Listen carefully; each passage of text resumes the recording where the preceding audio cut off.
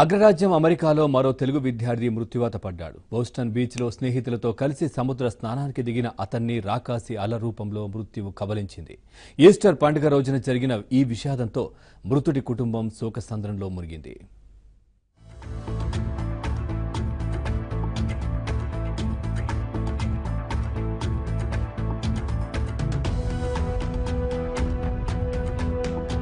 అమెరికాలో మరో తెలుగు విద్యార్థి దుర్మరణం చెందాడు. మంచిర్యాల జిల్లా బెల్లంపల్లికి చెందిన శ్రవణ్ కుమార్ రెడ్డి అమెరికాలోని బోస్టన్ లో చదువుకుంటున్నాడు. ఈస్టర్ సందర్భంగా స్నేహితులతో కలిసి శ్రవణ్ బోస్టన్ సమీపానున్న బీచ్ కు వెళ్లాడు. అక్కడ తీరంలో సరదాగా ఈత కొడుతుండగా భారీ అల ఒకటి విరుచుకుపడడంతో శ్రవణ్ మునిగిపోయాడు.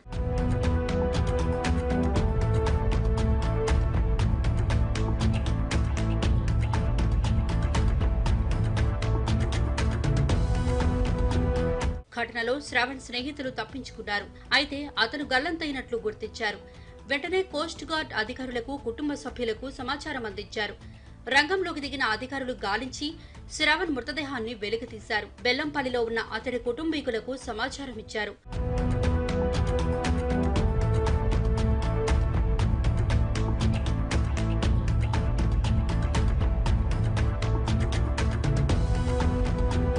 శ్రావణ్ ఉన్నత చదువుల కోసం 2014లో అమెరికా వెళ్లాడు.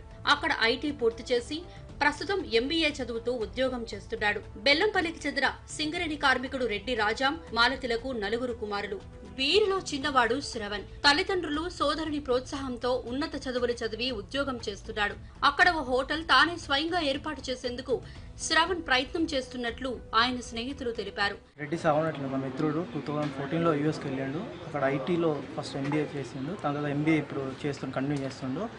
వాడు చాలా అంబిషియస్గా ఉండేది, చాలా అసలు కేరింగ్గా ఉండేది. అసలు ప్రతి ఒక్కరి మిత్రులతోని చాలా మంచిగా ఉండేది. వాడు 4 years అవుతుంది అక్కడ మంచి సంపాదించుకున్నాడు, అంత వెల్ సెటిల్డ్. నేను అక్కడే ఉంటానని చెప్పేసి నాకు ఎప్పుడు చెప్తూనే ఉండేది. మొన్న సాటర్డే నైట్ కూడా నాకు కాల్ చేసి, అరే ఎందుకుంటున్నాడు బెల్లంపల్లిలో, ఇక్కడ వచ్చేసే యూఎస్కి మనం మంచిగా ఉందామని చెప్పేసి అతను మాట్లాడాడు. మనకి ఇట్లా జరగడం చాలా దురదృష్టం. ఏం జరిగింది? యాక్చువల్గా వెకేషన్కి వెళ్ళాడు వాడు, సాటర్డే వీకెండ్ కాబట్టి అక్కడికి వెళ్ళాడు.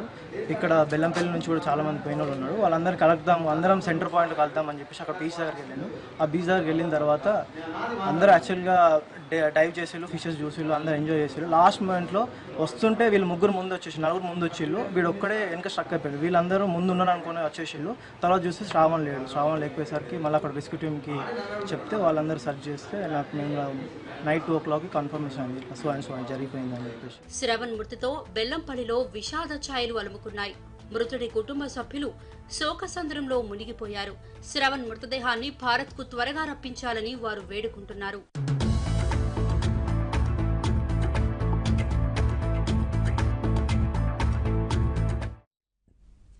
కట్టుకున్న భార్య పట్ల భర్త